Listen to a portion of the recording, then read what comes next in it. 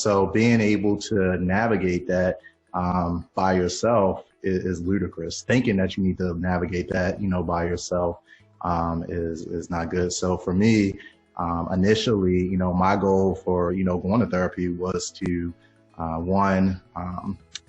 make sure that I could effectively, trying to run an organization like BS that I was working full time back when I started. So I was trying to juggle family responsibilities, juggle my own issues. And so it was incredibly freeing. And so now, we're pretty much in maintenance mode, and it's a thing where, I think we're constantly going to be bombarded with all types of external issues, not to mention all the things internally that we're grappling with. So I think I'm doing relatively okay. The other thing is, being able to be, transparent with the people in our lives around that, and just, making sure not keeping too many things in has been, super helpful. So yeah, man, I'm feeling pretty good right now. Obviously things could be better, but I'm feeling good. All right. Well, what about you, Odell? Joy, from a mental health perspective, I've been pulling my hair out. It's all gone. Man, if I be honest, and I appreciate your transparency, Brian, man, I've really, over the last few years, really become an advocate for mental health. And I got some more ideas of some things I want to do, because people, and especially Black men, need to hear other Black men say it's okay to have a therapist. It's okay to talk to somebody. And man, it was really tough prior to COVID, just dealing with all the responsibilities, man, being a husband, being a father, teenage children, 3 different personalities of my 3 different children, running an organization like New Psalmist Baptist Church. I'm the second in charge, but I report to everybody. I serve the people. And with a membership of 8,000 people, that's a lot of people to serve. That's a lot of bosses to have. And then when COVID hit, to have all of these responsibilities and the uncertainties of everything that's going on, man, it was crazy, but we were able to hone everything in, and I was able to, capture myself and really be intentional about my mental health. So fitness is a big part of my mental health. I know fitness is for your physical well-being, but for me, it's for my emotional well-being as well as my mental well-being. So I've been working it out and staying focused. And sometimes you get unbalanced sometimes, but you have to will yourself back in. Hello, Ivy. Hey, my brother, how are you this morning? I am well. Good to see you. Good morning. It is good to see you. Hey, Joey. Hey, Odell and Brian. I feel like, man, I'm getting ready to start the morning off with these power men. It's just amazing. Yes. Ivy, we're so grateful and honored, honestly, for this platform in which you've created and the movement and the vision that you've birthed. And we were doing just quick check-ins with ourselves about COVID and how we're handling our businesses, our families, our mental health. And we're just wrapping that up, and would love to hear your thoughts when you're ready. But we're just warming up right now. We're just warming up. Just doing the warm up. All right. Well, I appreciate it. I had just traveled. So my spiritual father, Pastor Remus Wright, he hosted to my other brothers, Odell and Brian. He was the pastor of the church that hosted George Floyd's funeral in Houston. And I've been connected to him for many years, and his grandson was recently killed. And so I just came back from the funeral, and, I think about how I felt post George Floyd's funeral. And there was this great sense of responsibility, if you will. And so that's where all of this We Lift Black Men was birthed, because I feel like when God gives you an opportunity, a platform, a voice, the scripture says, to whom much is given, much is required. And so I felt the weight of that requirement, right? So this We Lift Black Men movement was framed, and brothers that are connected to me like Joey and so many others. Actually, you guys are kicking off the We Black Men Takeover for Saturday. It starts right here in Baltimore. But yesterday, leaving that funeral, I'll say that weight, I felt that weight again. And so I love what you all are doing. This time the weight was for our younger brothers, right? And so I'm so delighted this morning to see such astute, well-accomplished brothers that are committed early in the morning to not only talk about, the successes, but also to talk about, if you will, just transparent moments that we've all had. And I think with you all starting the day talking about COVID and how we're doing, because COVID has been the leveling place, right? COVID, from the wealthy man to the poor man, COVID's all had us right here, right? Yep. And so it's such a great point that you guys are starting in that particular place. But I'll jump right in. I've been in prayer and had some things that I want to share with you that I think are just fascinating. So you know a bit about why I started the movement, and you all are birthing this Saturday takeover. But I've been in this place to really understand, my brothers, where we come from. And while I address you in my place of comfort as my brothers, you all 26 men, and each of you that I can see, all of you are kings. And Joey will have heard a piece of this, but we do something on Mondays called Monday Mentoring Moments, and it's my give. It's no cost. I feel like in our society, we have to create a place where everything isn't a bait and switch, right? Give me and then I'll take, or I'll take and you get. Mondays is simply me sharing my heart. God has afforded me to travel the world, and I've seen many places, I've seen people, and so Mondays is my opportunity to give back, to pay it forward, to share nuggets and snippets of what I've seen, what I'm thinking, to help empower and inspire and enable all of us to walk hand in hand forward towards whatever progress looks like. And so I've been in a place of really understanding as a people this kingship, this royalty that we come from. And so I started doing a little digging around the game of chess. Odell or Brian, do either of you play chess? Not really. I'm a novice. I'm learning. It's one of those things I've picked up recently. Right. All right. So I'm gonna reach back out to figure out what you know of chess. Joey, are you a chess man? I don't play like I used to. Loosely familiar, but I don't play like I used to. Gotcha. Well, so I've been studying about our history, where we come from. I know for certain that our history didn't start at slavery. Our history began at the seat of royalty. And so we are kings, we are queens, and we have to instill that into our young generation. And so I'm fascinated with the game of chess and the correlation as to the chess pieces that they represent family. But I've done a little bit more, because I knew that I was speaking to my brothers today, and today is We Live Black Men Takeover. And so I did a little bit more digging on kings, and I want to lift something and then I'll be out of your way. Listen to this. Constitutional monarchs' political power is limited. Typical monarchical powers include granting pardons, granting honors, and reserve powers to dismiss the prime minister, refuse to dissolve parliament, or veto legislation. That talks a bit about power. But how do kings get their power? Listen to this. Kings came into power a number of different ways. Sometimes kings came into power. This is blessing my whole Saturday morning.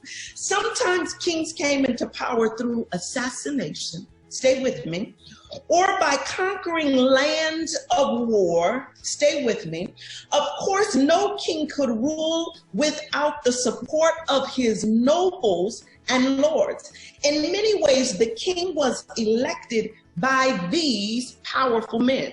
So this morning, I'm speaking to all of the kings, but I'm letting you know that you are a noble man. Now, let's understand why this is all important to this discussion, to businessmen that are accomplished in this land. Why is kingship and noblemen important? I'm going to answer your question. The noble's place in society was essentially to function as middlemen between the peasants, those that do not have, and the royal family. Nobles provided, this thing is blessing me. Nobles provided work, somebody type work. They provided land, somebody type land, and protection to the peasants while providing funding, supplies, and military service. Now, here's where it all comes together. I said when we opened that we started at a place of royalty. We didn't start in slavery. Slavery was the interruption to our story. We started at a place of royalty. We are kings. I am your queen. We are kings. We are in a place of royalty. All right. So you all are having this discussion this morning around, how do we as accomplished Black men, how do we maneuver in business and strategies, and how do we help others, and how do we create opportunities, and how do we use that of which we have and help empower this generation, ourselves, as well as those young men and other brothers and families that are coming along. I want you to consider the power that you have, my brothers, as noble men. Your place is essential. Don't look at this Saturday morning as just Joey is my buddy, he's my boy, and he asked me and anything, I owe him a favor. Those of you that joined, Joey's a nice guy. He's a wonderful guy with one of the best smiles and incredible heart. He is a wonderful guy. But Joey was a conduit as a nobleman to pull out the purpose of the other noblemen that are part of this discussion. It is essential that we take our place in society now as never before, because you will provide work for someone who's in need. You will own land so that someone can partner with you and build houses and infrastructures on your land. You'll protect the people that don't have. And while you're doing that, God is gonna bless you so good that you'll be able to provide funding, supplies, and military services that will protect our culture, our people, and our families. So this Saturday morning, as I hand the mic back to Joey, I just stopped through to bless the king, to salute the king, to honor the kings, and to let you know that I see you and that I am praying and covering and created this opportunity to lift you. Because while we lift the Black man, this noble man, he's lifting and creating opportunities for others. He's creating jobs. You're purchasing land. You're protecting the least in. And there's a blessing that comes on those that protect the least, the lost, and those that have less than. You're providing supplies and funding. You are the kings. And I just wanted to remind you this Saturday morning that while sometimes what you do doesn't get the recognition that it should, I'm one Black queen that sees you, that honors you, and that lifts you as noble men to say, keep doing what you're doing. You are impacting a generation. And now as we see everything that's happening in our world, don't think it's strange. Don't think it's strange. It has positioned you. It has positioned you. Listen at this. Sometimes kings come into power through assassination or by conquering lands in war. And we know that Black men have been assassinated, their character has been assassinated, what we own, the land has been taken, but sometimes kings come into power through assassination. Preach. And I want you to take your rightful place. I love you all. I'm so excited. If you could do 2 things for me. One, if you'll go to ivymcgregor.com, there will be a link, a pop-up of something there where you can subscribe to be a part of the database. I am building a movement along with Joey. He heads up a men's collective as part of the Ivy Inc. movement, and we are doing big things in September. The movement, this is not a one and done. We're keeping this going. And so I encourage you to go to ivymcgregor.com and just drop your email there to just be I promise we won't burden you with nuance of emails, but we want every man to be a part of this movement that, again, your brother, dear brother Joey, is a part of this men's collective that he's leading on behalf of Ivy Inc.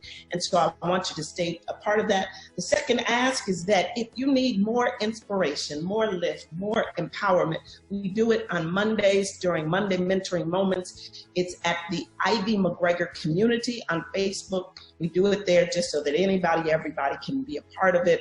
Would love for you to be a part. The third is we have a private group, Ivy Inc. Soars, also on Facebook, where you're able to meet. We have over 1,600 people worldwide who are doing great things that I think you would benefit by being a part of. So that's it for me. I love you all. I salute you. I hope that something that I've shared has lifted you, has blessed you. You guys are kicking it off this day, but we're keeping the movement going all day. And thank you for letting me peek in and just hang out with you guys today. Thank you.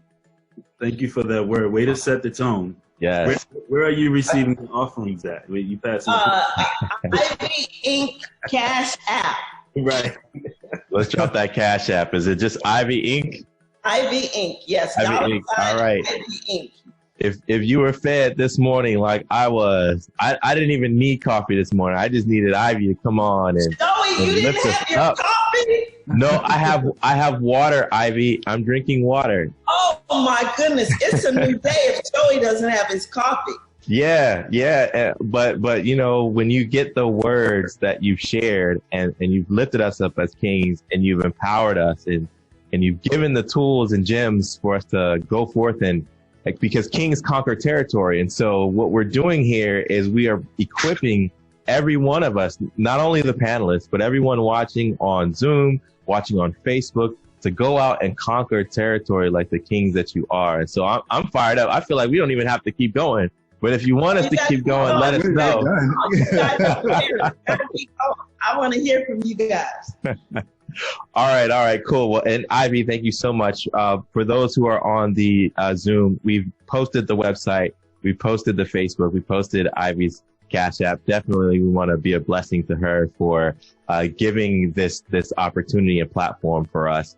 A lot of times, those of us who are gathered on this panel, we speak in rooms where you have to pay to get in front of us, or you have to pay to hear what we have to say. And so every one of us are doing this as a labor of love and a labor of responsibility to help build and lift up kings. We want to transition into our conversation on branding now. And Ivy mentioned the idea of kingship. And if I can be honest and vulnerable and transparent, I haven't always felt comfortable holding that brand of king. And I want to ask Brian and Odell, as you talk with your friends, your mentors, your colleagues, your pastors, your spiritual counsel, how often are you using the word king to brand yourself and to brand your fellow male peers? Yeah, Odell, you want to take a shot at that? I have some thoughts, but it's up to you, Brian. You can start, and then I can jump in. Okay, so first of all, Ivy, thank you so much. That was absolutely incredible, and yeah, I mean, I do have coffee, but I mean, I'm gonna drink half of it. How about that? But yes, I really appreciated that. I think I actually love the expression, kings and queens, and I think you mentioned a very specific term, which is nobility, right? Mm-hmm. And the ability to, look at ourselves as if we're deserving of the best, and then we could be surrounded by the best, and that we serve, the best. And so, I think that's very appropriate. I think it does for us to be a people, and looking at where we are as a nation right now, seeing so much. Despite everything that's happened, the fact that we are still marginalized greatly, that we have to, as a collective people, as Black people, we still have to fight for the same basic human rights, is frustrating. And so,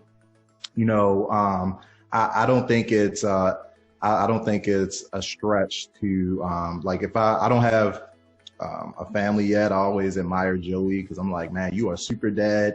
But if I have kids, or I think about my niece and nephew and all the kids in my family, it's like I would want them to grow up thinking that and believing, not just in word but in spirit, that they are deserving of the best. They don't have to. Odell, you were just talking about health. Like, you don't have to, you should value your body in every sense of the word. You should value your relationships. You should value how you treat people. And I think this is a great conversation because oftentimes, I think depending on the context, nobility, king or queen, that could be taking a few different ways. Some people could hear the word king and that's an automatic turnoff because it's a monarchy. It's absolute control. It's someone who's, a dictator or, is only self-serving. And then on the other hand, you could look at it as someone as a person who, truly puts the needs of their people above their own and as truly serving, as you mentioned, and that is truly, there to make sure that folks are protected and getting land and getting work and things of that nature. So I think just generally speaking, I love the term. I don't think I personally have adopted it as much as I could, but certainly I think that there's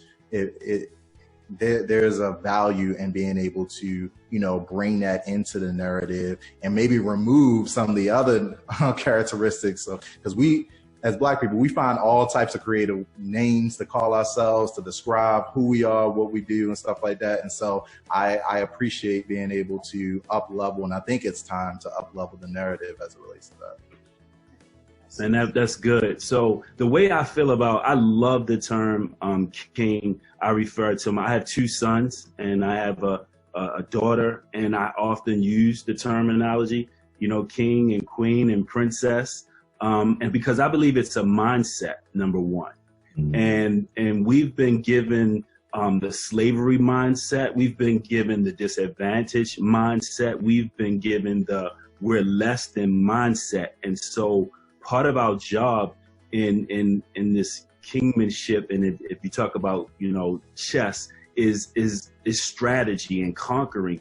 And I believe that it has to be a part of our strategy and uplifting what's been torn down forever.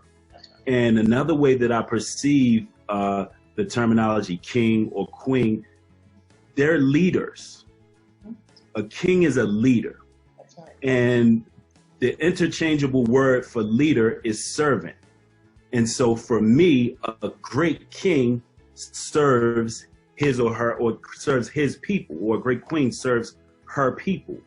And so to use that terminology, it may sound like you're elevating the person just for title's sake, but the way I look at it is a great king or a king is a leader, and a leader ultimately serves his people. Jesus Christ, we consider Jesus Christ King Jesus. Jesus Christ was the greatest leader, the greatest servant of all times. He is our ultimate example of a leader. So I embrace it. I love it.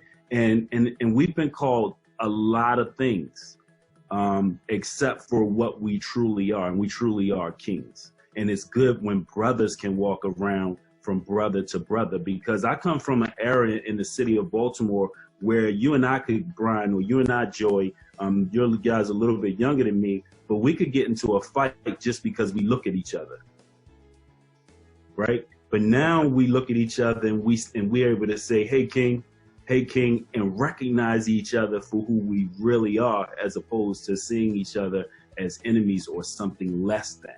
So I love the terminology King, and I'll continue to use it because we have to uplift our people.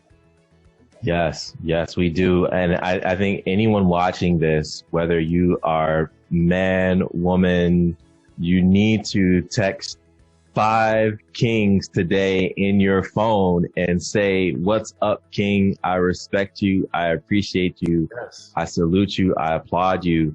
Because as every one of you have said, you know, this whole conversation of we lift Black men is lifting up those who have been torn down, lifting up those who have been disenfranchised, lifting up those who have been left behind. And even for those who are at the forefront of leadership, we need to even continue to lift them up as well and prop them up so that they can continue to go and do good things. And so when we think about branding, I know the conversation could have went a number of different ways, but I really think as Black men, to Ivy's point, we need to normalize kingship. I no longer want to feel awkward or weird about saying, good morning, King. You're welcome, King. Hey, King. What's up, King? How you doing, King?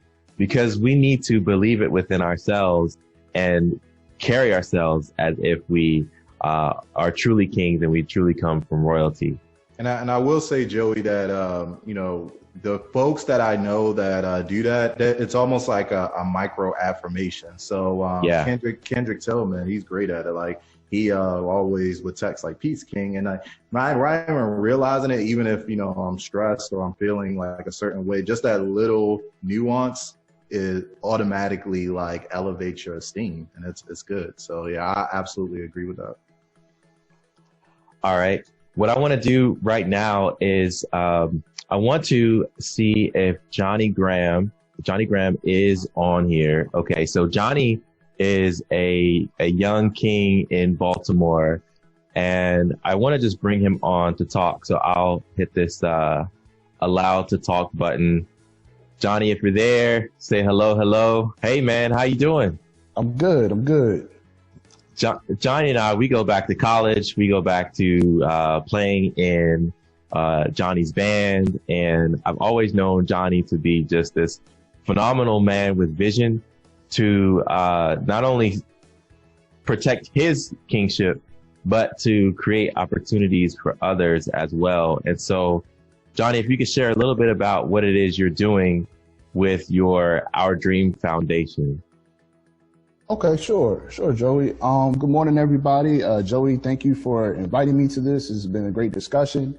And Joey just mentioned, I am the chairman and co-founder of the Our Dream Foundation, a nonprofit organization based in Maryland, which provides entrepreneurship programming to Black and brown youth. So full-time, I'm actually a business professor, a marketing professor at Howard University in Washington, D.C., and I'm very passionate about economically empowering my community via entrepreneurship, via starting businesses. And so I was born and raised in Baltimore, in East Baltimore, not too far from Morgan State University. And so 5 years ago, along with some of my colleagues that I went to University of Maryland with, we started a summer entrepreneurship camp for Baltimore youth, the Youth Entrepreneurship Startup Program, or for short, the YES program. Since 2015, we've held this summer camp to provide funding, mentorship, information and resources for young people in Baltimore that wanted to start their own businesses. That started as a 1-week camp and has expanded over time to a 5-week camp during the summer. And it's been a way for us to impact over 150 youth entrepreneurs in Baltimore in that 5 or going on 6-year period now. In addition to that YES program, we also started this summer what's known as the Empower Accelerator, which was basically a kind of grown-up version of our YES program for Black college students, in which we have empowered nearly 30 HBCU and PWI Black college students in starting their own businesses. We actually just started the program this week. It's being done all virtually because of our current circumstances. But we provide coaching and online curriculum, funding, business coaches to HBCU and PWI entrepreneurs all across the country. So from Howard University, Morehouse College, Alcorn State, Prairie View A&M, Drexel, VCU, a whole lot of schools around the country. And then we also have a scholarship program for youth entrepreneurs from Baltimore to help in paying for their education once they get to college. And we're all about providing just funding, mentorship, and information to young people in Baltimore specifically, but even beyond with our college program, and helping them become entrepreneurs to empower themselves, but also empower their families and their communities. Thank you, Johnny. And what I love about Johnny's story and our Dream Foundation and the YES program is that even if the story is not being told on the headlines of CNN or CNBC or Huffington Post or whatever, Johnny is doing the work. And I really believe that the spirit of everything that we're doing today should be about uplifting voices, uplifting the work that's happening in our community. My platform is your platform. Your vision is my vision. We come together collectively and lift one another up. And if I can just ask you, Johnny, a question, how did you get started, or what tips would you share for someone that may be on this webinar who's thinking, I've got a vision, I've got a dream, but I don't feel encouraged or empowered to make it happen? Got you. So for me, we started this foundation in 2015, and I believe this was actually probably maybe like 7 or 8 months before Freddie Gray in Baltimore. And, I think a lot of attention was kind of given to my home city, my hometown, surrounding those events. But I think being in Philadelphia at the time, I was getting my PhD from Temple University, and I just had like a longing for helping people from my hometown, my home community. And where I started was just kind of reaching out to my network. I think that's something that within our community we take for granted. We have friends that we all kind of have our different passions in our jobs and things we work on. And when I had this idea of, empowering my hometown, my home community via something that I'm very passionate about, which is entrepreneurship and business, I just start to reach out to my friends that I know are entrepreneurs that are in business, even some that aren't even in that field, but just were passionate about helping in our community, and just kind of shot them emails or maybe a text message, schedule a call to see what they thought about opportunities for youth in Baltimore in regards to entrepreneurship and just the general idea. And that was really, it just kind of took off from there. Just literally sending out a mass email to some folks once kind of the idea came to more fruition. I actually partnered up with about 3 or 4 people I went to undergrad with, and that formed our initial board for the organization, one person being a lawyer, another person working in business consulting. And we really just kind of sparked from there and reaching out to our networks to get our initial funding, to get spaces to hold our programming, to build curriculum together. It really was just a matter of kind of reaching out to our network and just realizing that even though a lot of us may have known each other from different walks of life or different places in our life, we all kind of had a connection in wanting to help build and empower our community. And we just kind of brought what we did well, what our expertise was to the table to really build this programming and make the impact. Johnny, that's awesome, man. And I hope that people listening have gleaned from your start, because as you move from vision to start, there's so many obstacles and barriers that can get in the way. So I definitely applaud you, and I want to make sure that everyone gets a chance to learn more about your foundation. And so we've dropped the link in the chat so everyone can check out thisisourdream.org. And one of the things that you learn by being a part of the Ivy community is that money follows momentum.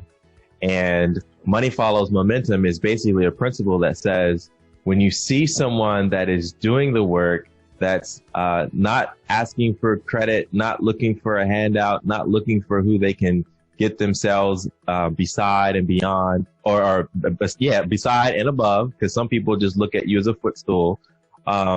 you reward that. And so in the spirit of us lifting our Black men, Johnny, I want to make a contribution to your organization.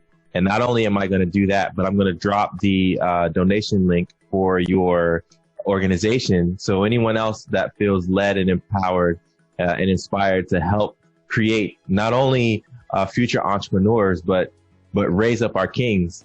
The link is in the chat that you can also make a donation as well. So Johnny, thank you for the work that you're doing. I know this was a surprise, but I wanted to highlight what you're doing, man. I really believe in you. I really appreciate that, Joey, and definitely thanks for having me on. And I definitely appreciate that just giving us a platform to talk more about the work we do. Really appreciate it. Yeah, for sure.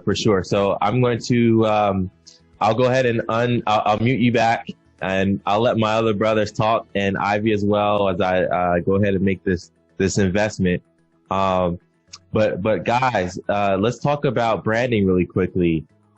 Not branding, but business. So Odell, you have OdellExec. Yes. Brian, you have Black Speakers Network.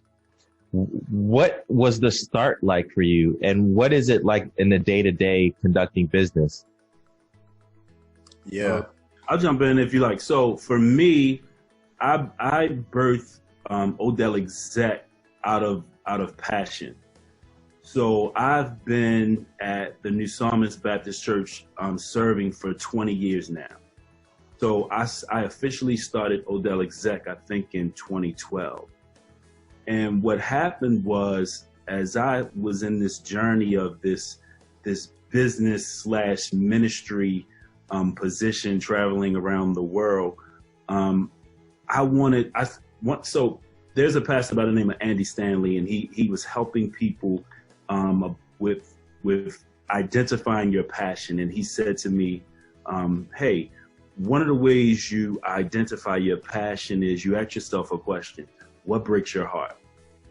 And at the time, being so heavily involved in ministry, and I heard your quote, money follows momentum. In ministry, I have a quote: it takes money to do ministry. And what I was breaking my heart was there's churches all across this country who had vision, but they didn't have the money to fulfill their vision. They didn't operate in a business way. So they had degrees in theology and the Bible. They could quote the Bible from front to back, but they weren't running their church in a way where they could do ministry. They could have church on Sunday, but they couldn't do ministry on Monday. And that broke my heart to see so many churches functioning in a way where they just heavily relied on Sunday. And the paradigm shift says we need way more than Sunday, because there's 6 other days in the week. Mm-hmm. And ministry is required basically 24/7. And so it was my desire to start out helping churches, and I was going to do it by teaching them exactly what I learned and failed and stumbled, but I eventually learned here at New Psalmist, being so blessed to work at an organization like New Psalmist Baptist Church under a Bishop Walter Scott Thomas, and being able to travel the world and do some great things. I just wanted to teach what I learned, and it was natural. It was a natural progression. So I got a couple invitations to speak, and I was like, oh, this is going somewhere. And I decided to make it official. And lo and behold, and my dream as a child was to be a businessman. And lo and behold, God has made me a businessman in his kingdom. And so it was nobody but God who made this happen for me, even when I thought it was me. So for me, it was just a natural progression into what I already do. It was just natural. I was already purposeful about it. I was already passionate about it. And so it was just a powerful move for me. Nice. What about you, Brian? Yeah, absolutely. Man, I love listening to Odell speak, man. Like, this is cool. Yeah. So, Joey, you and I go way back like car seats. So, everybody knows if you had been sitting next to me in a small classroom at Morgan State University in 2006, you'd have watched as I stood up, nervously walked to the front of the room to deliver my very first speech in an organization called Toastmasters. And so that was the beginning of my public speaking journey. And so, you know, still to this day, a card carrying introvert. I got my wallet right here. So, you know, I was probably least likely to be the person standing in front of any audience, virtual or in person. Had the sweaty palms, the shaky voice, butterflies flying around in the stomach. But from that first presentation, once I realized I wasn't going to die, and once I realized that Toastmasters, you know, you can actually begin the process of, you know, learning this skill of speaking, everything changed. And so from that point, I actually, my first business that preceded Black Speakers Network was actually an organization called Skills. You might remember this, Joey. It was sharing knowledge and information for lifelong success. Bro, we had no idea what we were doing. We were just like running around Baltimore, hosting events, seminars, and workshops. But what I found in doing that, because I think a lot of times, you know, we start in one trajectory in life and we think, okay, this is the direction that we're going to go. My trajectory, the reason I was at Morgan State University to begin with was to be part of the engineering program. My goal was to be an aerospace engineer. And then at some point I hit a small little class called Calculus 2. And I was like, okay, let me just go see what the School of Business is talking about. And like, I went for lunch and like never came back. So, but I was lost, man, until I got into Toastmasters and started realizing that there's, you know, a skill in public speaking, and then there's an entire business of professional speaking on the other side of that. And so, I started going out and trying to seek out organizations to help support speakers. And I really started to develop, as much as I love speaking, what I started realizing is that I enjoy the process of helping other people identify their message and connect with the audience that they're called to serve. And so for me, it was really, that became, you know, my ministry. Odell, it was like, okay, you know, there are people right now in pain. There are people that are hurting, that are trying to figure out how to navigate their life, navigate their business. And there are certain people that only Ivy will reach. There's certain people that only Joey will reach, that only Odell will reach. And it doesn't matter how great Les Brown,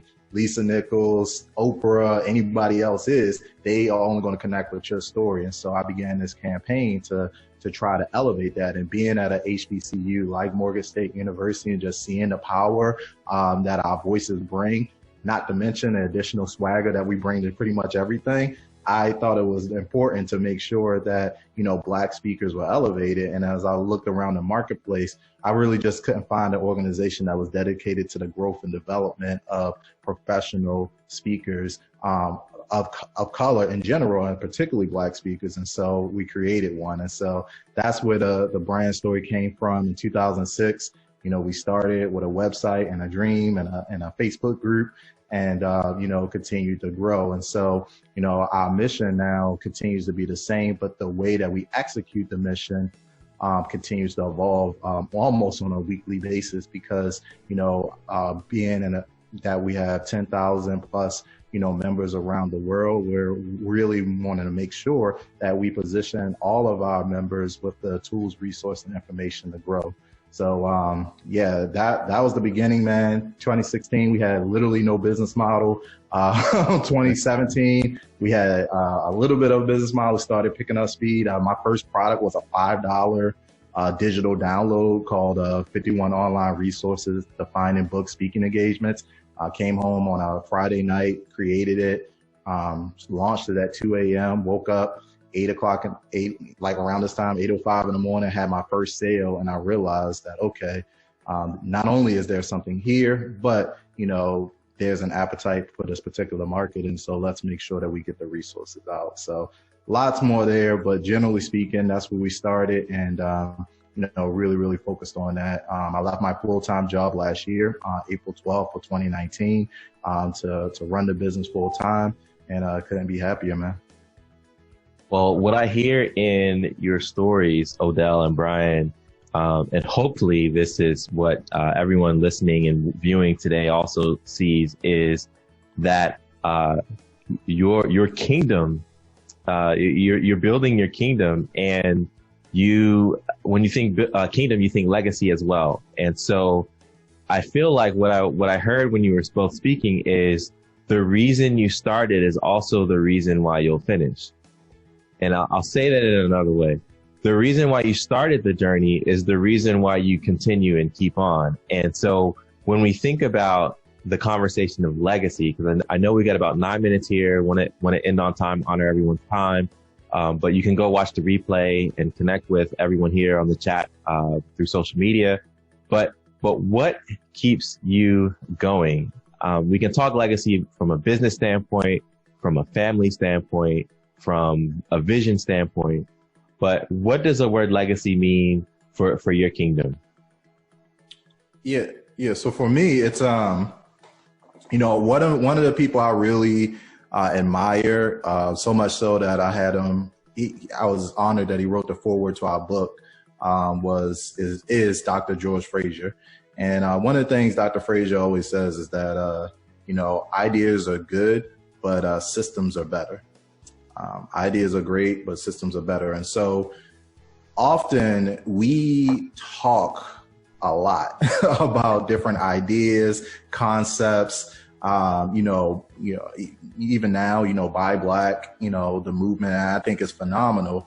But the reality is that nothing happens until a system is put in place to facilitate it. Like, no one can buy Black if there aren't any Black directories, if there aren't any systems, if there aren't any mechanisms to facilitate the economic exchange of the people that we want to do business with. And so we have to create those things.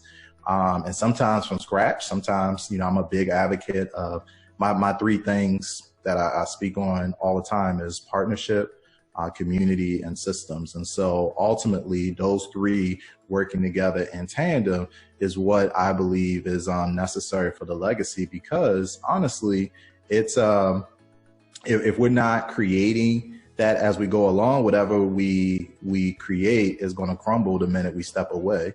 And so that's what I'm really focused on. And now, I'm really proud, in addition to, having serving speakers, what we started realizing is that we're creating our own Black economy as well, because on the other side, we have a consortium of partners that serve speakers. We have photographers, videographers, website designers, coaches, people that are providing PR services. And so, just within this microcosm of BSN, we have a system that's taking place where people can get what they need from other Black entrepreneurs. And so, that's the thing that I'm really excited about from a legacy perspective.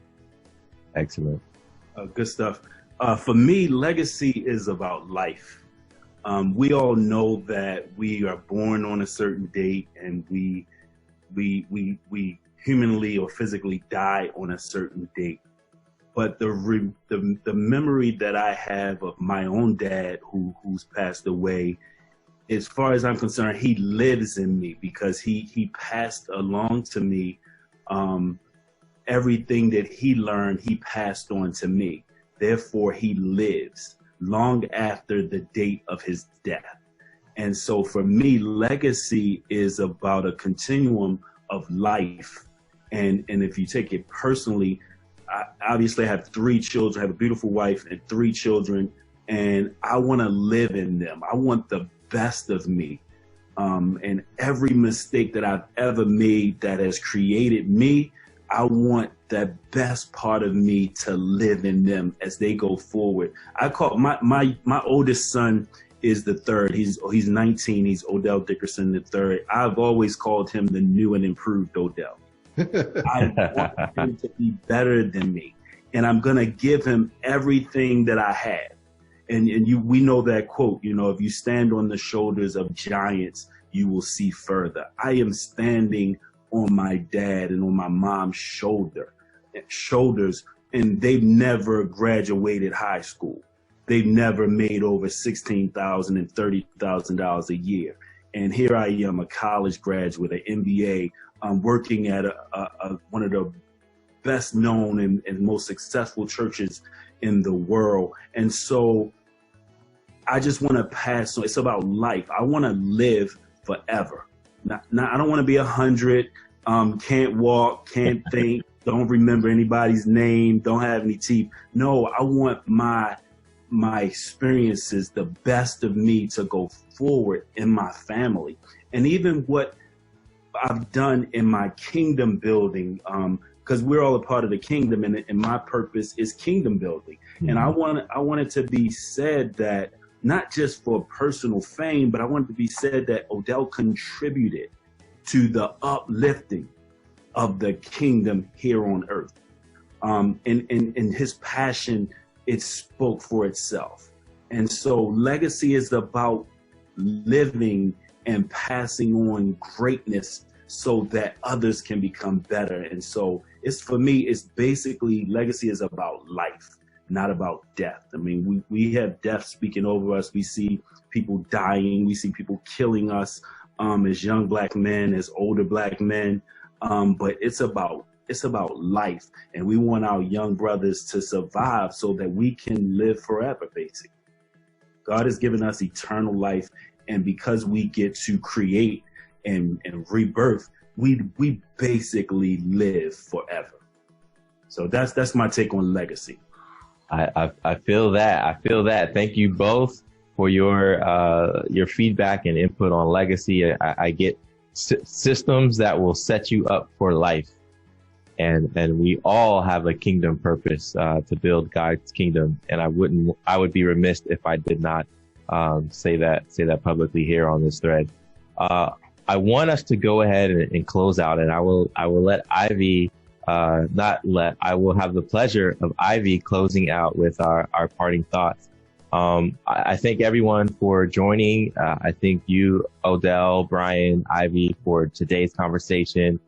We had a few media partners that helped get the word out, Man 360 Network, as well as Black Christian influencers. And to everyone else who has shared and tweeted and used hashtags, know that you are also a part of this movement as well. And so I thank you. And let's continue to have the conversation on Monday, on Mentoring Mondays with Ivy as well, on ivymcgregor.com. So I'm done. Ivy, do you want to take us home? I want to salute you, Joey, on putting together a excellent session on business and branding and how we continue to move kings and queens forward. I want to salute Brother Odell, Brother Brian, for all that you all are doing. You all are establishing kingship, and you are noble men, and I'm honored to share space with you this morning. I want to just end with the note that Odell was talking on. I have something that, like Brian mentioned, that he has 3 tenets that he often speaks on. Something that I often talk about is seasons, cycles, and systems. Seasons, cycles, and systems. And for those of us that are on, remember that with seasons, it's winds that are blowing, right? Seasons are going to change. Right now, we are in a season. There is another season that's coming after that season, and there's another season. So we remember that seasons will continue, okay? There's never a down season that just stays down, right? There's never an up season. The reason why we can never get arrogant and think, we're all that and we've arrived is because then there's a down season that will come. Seasons, and then you have to remember cycles, right?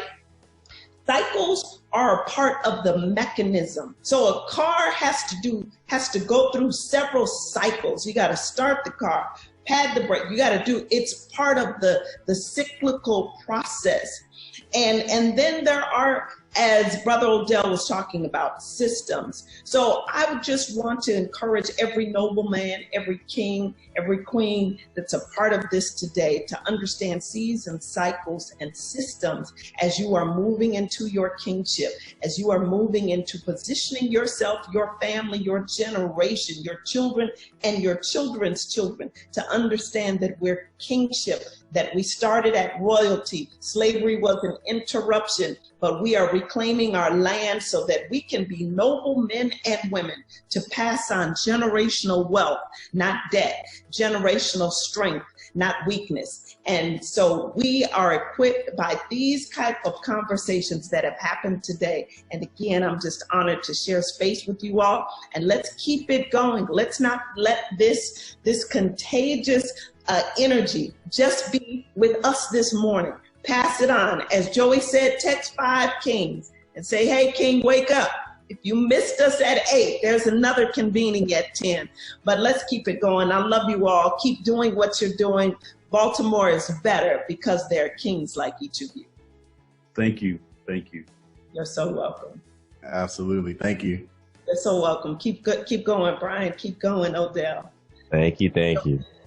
So like Ivy said, join us for the other convenings that are happening today. Check out her Instagram for I Am Ivy. It's the number 4 I Am Ivy. For the rest of them, hop on, get filled all day, get filled all weekend. There are others to come. So this is just one conversation of many, and we'll see you in those too. Take care. Bye-bye.